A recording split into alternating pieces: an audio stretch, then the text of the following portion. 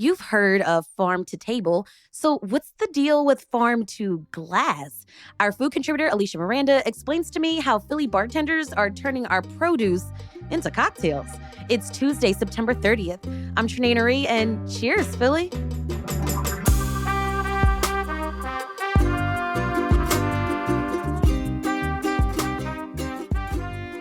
We're talking about this concept of farm to glass drinking. Alicia, can you explain to me what that actually means? Yeah, so it's a similar concept to farm to table, which, by now is a pretty well-known concept. So you're using probably local, regional, farm-sourced ingredients, but for your bar program, whether it's wine, cocktails, or making your own beers and sodas. So it goes beyond just like cutting up the lemons and the oranges Yes, and the olives. Not just fancy garnishes, Right. which we all love. But if you think about it, like, are you eating that garnish, right? Like, the extension of farm to glass is to make sure that everything that's being used in that drink is edible, right? And something that can be consumed and is interesting, right? I think the other thing, too, that farm to glass drinking is taking off here in Philadelphia and across the region in the past couple of years is that it's tied to a lot of kind of ethos, right? So you have everyone eating local. Well, now you can drink local, right? You have sustainability. How can people in the kitchen share ingredients with the bartenders to make interesting drinks, whether that's a no and low alcohol option or with alcohol? And then you have a way to seasonally change up the bar menu, just as restaurants may at this point in day and age, if you're not changing up your menu often. It's a standard practice. So carrying that over into the bar program. Okay, this sounds refreshing. What types of ingredients are bars using? Yeah. And healthy is the other thing too, right? Like you feel good drinking something that has like fruits and vegetables infused in it. So what I'm seeing a lot is like dried citrus, right? That's either used as a garnish or like you think about a spritz that always has like beautiful herbs and citrus in it. That's one example.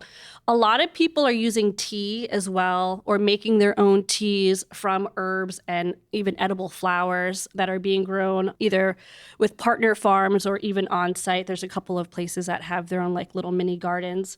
Syrups, using a lot of like fruits or even like honeys and things like that to make syrups and different tinctures. I think a big reason we're seeing farm to glass is probably because of Danny Childs, who's known for his slow drinks book that has won, I think, a few awards by now. And he has been educating a lot of the bartenders in town. So you're seeing a lot of people make use of his ginger bug to make different beers and sodas that have like really interesting flavor profiles. And just for clarity, what does slow drink mean? So slow drinks is an ethos that basically means you're drinking mindfully, thoughtfully, you're drinking with the seasons, and you're using ingredients that kind of make sense for that area that you're in as well. Okay, so let's break down some of the bars in Philly who are curating these seasonal farm to glass drink menus. Let's start with Pray Tell and Mural City Cellars.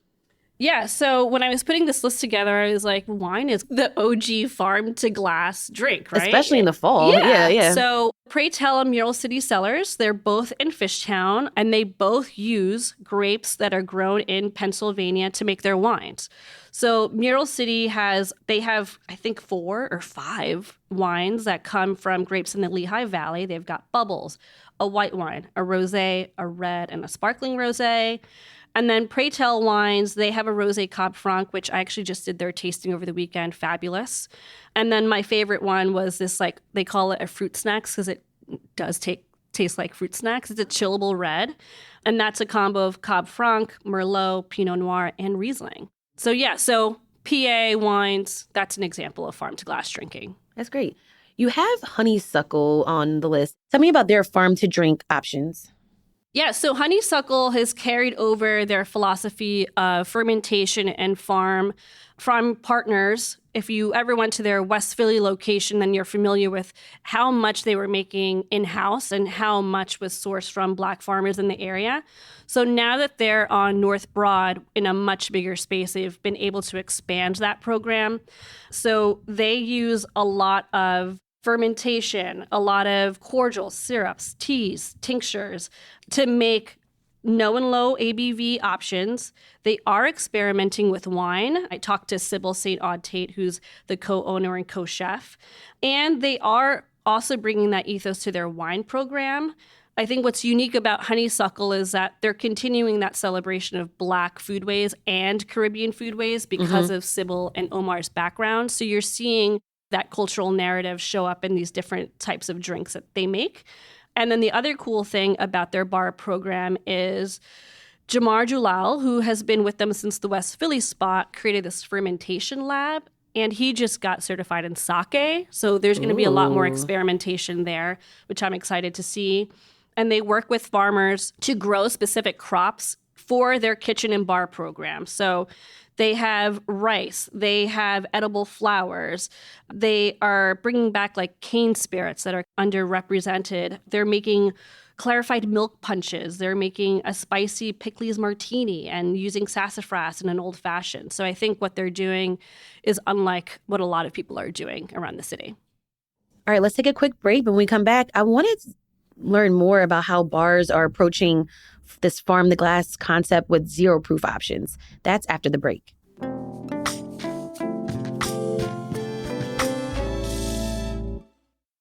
Okay, Alicia, tell me about Almanac and what they offer.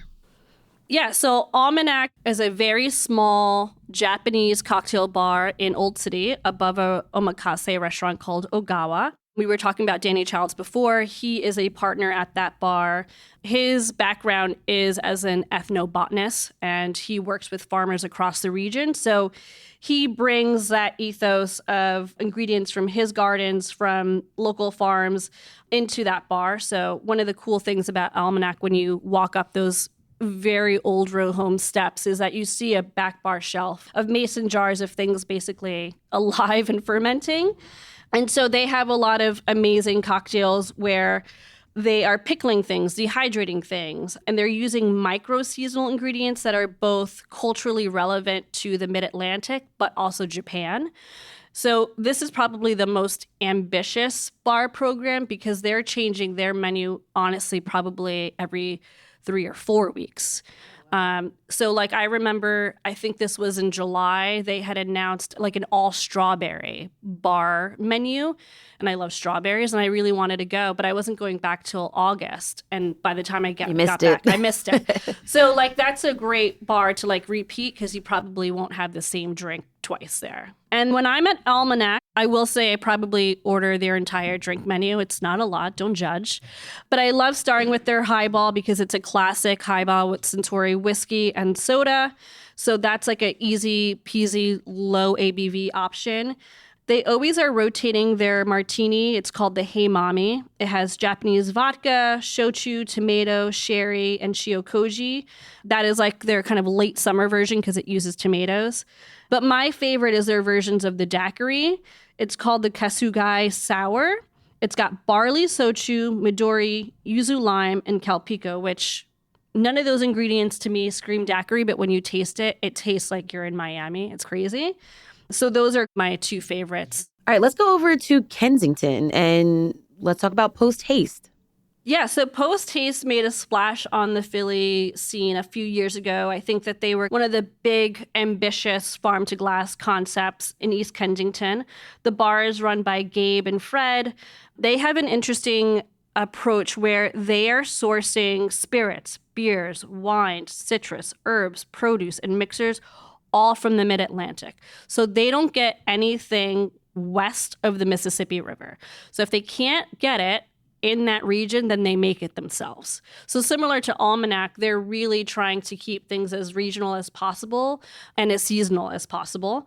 They're really big on sustainability, so they're trying to reuse or repurpose as much as what they can get, or like I said, that they are making things in-house. I will say that bar program is probably one of the coolest ones because the drinks really lean more savory. So like the drinks are kind of what I say like off center. Like they're really unexpected. Even in the colors and the presentations, I think is really cool. So they've been around in East Kensington for a while, getting attention for that. And they've gotten recognized nationally as well. A savory drink? Like, Yeah. Tell me which one I should get. So one of the ones that I had that was savory had a bunch of like herbs. So it almost felt medicinal drinking it. So yeah, I would warn maybe it's not for everyone, but I think it's worthwhile to try it out and see what you like. So I really love what they've got called a watermelon snow cone. So it's watermelon and mint. There's a Fell to Earth vermouth, which if people don't know Fell to Earth, the brand, it's actually made from a guy who used to work at Bloomsday and used to run that wine program. And he started a vermouth company that's made here in Philadelphia. So shout out to Fell to Earth. They also put some like celery root liqueur, some hibiscus, and like a rosé in there. So that is really cool, refreshing, very light and refreshing. I love that. If you're a martini girl, then they've got the Farmer's Dirty Martini. So that has cherry tomato brine, tarragon, Stone and Key Cellars vermouth. They love vermouth at Post Haste, as do I. And gin. You have two options, right? You could do a dirty martini, which is very savory, or you could do this like watermelon kind of thing, which is light and refreshing. I want to go back to the watermelon snow cone because when I'm thinking like fall, I wouldn't necessarily eat a watermelon. Oh, you want something fall? Let me see what they have. Also, a lot of places are not choosing their fall menu until October. So that's why we're seeing still. Okay. Yeah. This would be a good fall one. They have what's called an Elvis al Pastor with cantaloupe cordial, poblano infused hidden still agave, a super juice, which is when they like use as much of the citrus as humanly possible without discarding it, of lime quat. They have bitters and an al pastor rim. So it's like an al pastor taco, but in a cocktail. So that could work. It's a little bit spicy. It's a little bit warming. So that could be fun for the fall. I'm also looking at this satay away because I love peanut butter and everything. And I love peanuts and chicken satay. So there's a vegan milk punch in there. They have a peanut butter Evan Williams bourbon. That kind of sounds so good. Nutmeg, turmeric, fig leaf, pandan, coriander, soy sauce, oat milk, and again, this lime quat. So I'm picturing, or I guess what I'm envisioning tasting is like familiar foods that people love, but in drink format post haste, which I think is cool and interesting. Right. And you mentioned like that savory aspect. We were talking about this before we even recorded, but like I'm thinking allergies. How are the curators like approaching that with all of these ingredients that they're infusing in their drinks? Yeah. So if I would say a good pro tip when you're going to any bar, not just these bars, but I'm noticing a lot of bartenders should ask you and will ask you, do you have any allergies, right? Because that is a big thing. Personally, I have a shellfish allergy, which rarely affects my drink choices. But I have been to a bar where they were using like shrimp head broth for like a Bloody Mary. You never know what people are allergic to, and you have to be mindful of, what you're serving them. The allergy that comes to mind that would probably make more sense if you don't like eggs or allergic to eggs. Mm-hmm. A lot of sour cocktails use the shaken up egg whites for the froth. So be sure that if you have an allergy, if the bartender does not ask you about allergies, that you share that ahead, just so that you're in the clear when you're ordering for sure. And then I have a question about the etiquette. So like if there is an ingredient in a food item on a menu, sometimes we ask like, can you substitute that? Mm-hmm. But these farm to glass drinks that you've been describing in this episode so far, it seems like each ingredient is so important to like the whole drink. Can you substitute an ingredient? Are they open to that? I think what you could do as a guest is always, when you're looking at a menu, and especially like we were just laughing at the almanac menu because we were like, what are these ingredients, right? Like it's not immediately familiar. Don't be afraid to talk to your waiter or your bartender and say, hey, these are the flavors that I like. These are the kinds of cocktails I like. I like spirit forward drinks, or for me personally, I'm from the Caribbean. I always am in the mood for a tropical cocktail, right? I don't really want a very boozy drink. So don't be afraid to have that conversation with your waiter or bartender to say, point me in the right direction. What drink on this menu would be more up my alley and familiar with my palate for sure. All right, let's keep talking about this after the break.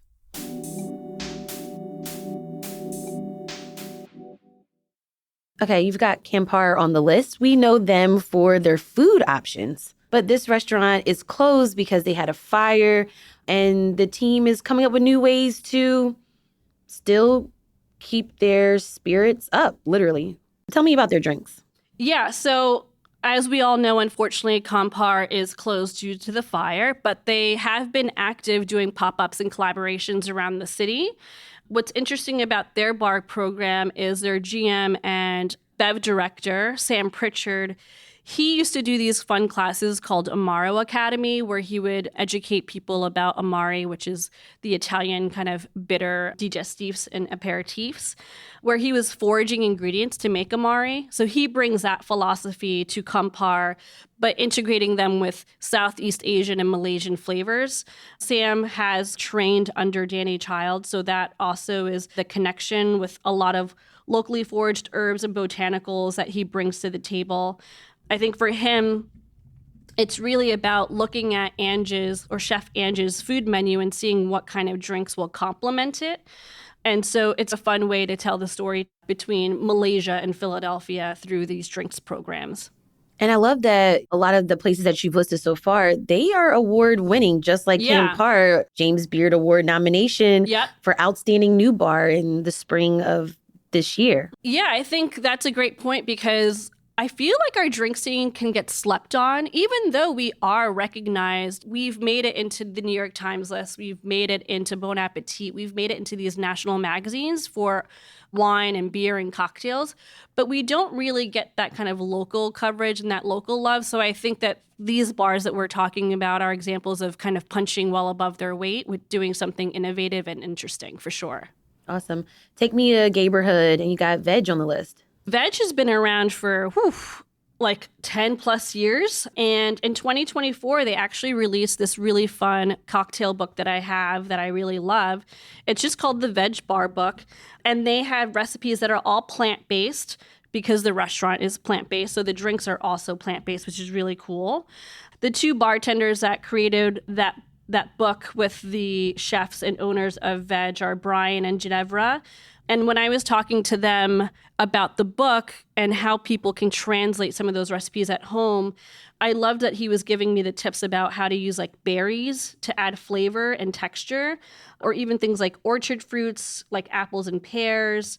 They do a lot of extracting of flavor from like things like rhubarb and celery and fennel without having to get all that fiber in there. So few infusions of berries are really good. They have like an infusion of strawberries in their vermouth.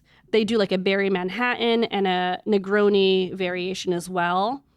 One of their drinks that I had at their book launch event was the drink called Even Cowgirls Get the Blues, which is like a country version of a Manhattan with blueberry syrup, which I found really interesting. And the other one I loved was a Headbanger, it's called, and it had maple syrup, tahini, carrot, and tequila. Ooh, carrot. Interesting. I know. I'm Healthy. thinking, you're right. But I was also thinking, a lot of people roll their eyes when they hear pumpkin spice. I want to know, is anyone doing anything with pumpkin in the city? You know what? That's a good challenge. I don't know anyone doing something with pumpkin, but I could see that totally working. Why don't we do a pumpkin spice espresso martini? Everyone loves an espresso martini. I love that. Pumpkin spice espresso martini. Yeah, I'd be down for some pumpkin extract John. I don't know. Yes. Bartenders, that's a call to action. That's a challenge for the fall, yeah. Another challenge is I have a birthday coming up on Thursday. And I don't know where to go for a drink or where to eat. Doesn't have to be the same place. And I would love to try something different. You're doing what I call a bang bang. Bang bang. You go from one spot to the next. Or some people call it a progressive dinner. They start. Oh, progressive dinner. Yeah, they do appetizers at one place and then I kind of love that idea. Dinner at another and then drinks somewhere else and then maybe dessert, even if it gets. Wow. If you make it that far. Actually. Yeah. I'm very much that person. I will say, so we just did our wedding anniversary at, I guess you could call it a progressive dinner. We literally did an entire weekend of tasting menus. I love that. The first one we did was Agawa, which is right below Almanac. They have a really great, what they call midweek special for two. So it's $250 for two people. And it's, I believe, like a 13-bite omakase, because the next one up is like 20-something bites. So, and it counts on a Thursday. We went on a Thursday. That omakase was fabulous. So we did the omakase downstairs. I had a glass of champagne. And then for a nightcap, we went upstairs to Almanac for cocktails. So that's one option where you can be in the same building. If you want to go maybe for separate places, oh my gosh, I really love South. I go there for a lot of special occasions. I just think it's such a fabulous place. Maybe you do a bang of jazz at South and then go across the street to Honeysuckle to sit at the bar. That would be a cool little full circle moment, especially because Omar and Sybil do have a connection with the South owners. So now that they're across the street from each other, that's really cute. But yeah, those are the two that come to the top of my head for sure. All right, well, thank you, Alicia. South is so good because I love all their food and that cornbread. That cornbread. God. But I haven't been to Honeysuckle yet, so these are great options. Yeah. So I would advise that. And we were talking about how a lot of our restaurants and bars are heavy hitters. They're getting a lot of accolades and acknowledgments in major publications. Is it harder? I'm thinking back when I was about 19 and I was working at Chris's Jazz Cafe. Love Chris's Jazz Cafe. Shout out to Chris's Jazz Cafe. And it was hard for me to remember all the different items and things that we offered.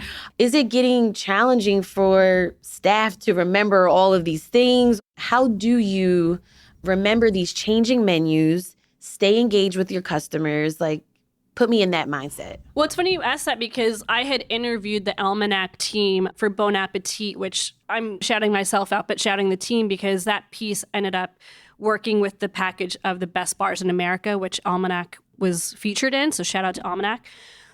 But my question to them was like, how are you developing so many drinks every 4 weeks or even every 2 weeks? And they told me about an extensive training program that they do with every member of their bar staff. So obviously people are taking notes, right? Everyone has their little notebook where they're taking notes. But they have like an extensive manual that is also from the name Almanac, right? A seasonal calendar. What's in season in Japan? What's in season in Pennsylvania? What's in season in the Mid-Atlantic? And that's their guidebook for how they're developing drinks. And it's also top of mind because they're refreshing drinks every couple weeks. So you don't have to memorize a drink for 6 months. You're only memorizing that drink on that menu for 2, 3, 4 weeks, maybe. But you do understand its placement in the season of the time. Yeah. So for them, it's like they have this really cool, calendar that they are referencing on a daily basis when they're engaging with guests and educating guests about these spirits or their house-made items. But yeah, because it's a kind of quick turnover every couple weeks, they don't have to memorize this very long menu. And their cocktail menu is pretty small. I think it's like under 8 drinks. They do make classics as well if you're a classic girly. And if you want to go off menu, they have a really fun way where you can choose to go off menu. But the cocktail menu is pretty short and sweet for that reason to stay hyper-focused. Could a downside be to all of these like seasonal changes and concepts changing? Are we ever going to get like a farm to glass like citywide? Like who's making that? Again, okay, so that's a second challenge for bartenders. Okay, so the first one is a pumpkin spice something. Pumpkin spice something, yes. Okay, the next one is make us a farm to table like Philly drink that everyone's making. We can get everywhere, but it's like everyone's got it's like the cheesesteak. You can get anywhere, but that's great. Everyone's got a little something different. I feel like a farm to glass citywide would have some kind of Amaro in it. Because what's Amaro? Bartenders really love Amaro, which Amaro is, have you ever had Fernet? You're saying words I don't know. Oh my gosh, we have to take Trinae out to get Fernet. I'm really basic, Listeners, honestly. Please go into the comments and tell Trinae where to get Fernet shots. Fernet is like that really green, minty, a lot of people take it as shots. I personally don't like it. Yeah, I don't like anything minty. But Amaro means bitter. Okay. So it's bitter spirits, bitter aperitifs or digestifs, and they are all made from foraged ingredients. It's very popular in Italy. A lot of bartenders love Amaro, drinking it, showing it off at the bar, and so many bars have extensive Amari program. So I feel like if someone was going to make a citywide with this whole farm to glass ethos in mind, it would be someone's like house-made Amaro as the shot, and then someone's got to come up with a really cool way to make a beer. So we're going to put that out there as a challenge. I'm down for it. We'll do the taste test, and we'll come back and see who wins. All right, Alicia Miranda, thank you so much for joining me on this episode of CityCast Philly. Excited to talk about drinks with you guys.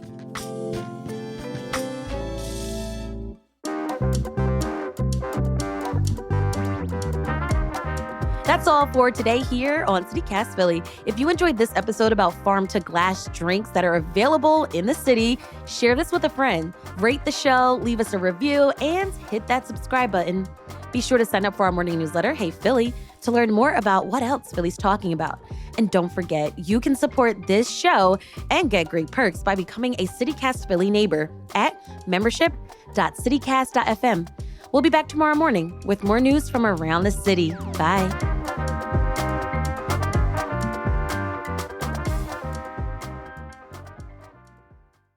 Cheers. That was good. I'm trying to figure out where to go for my birthday for dinner and drinks.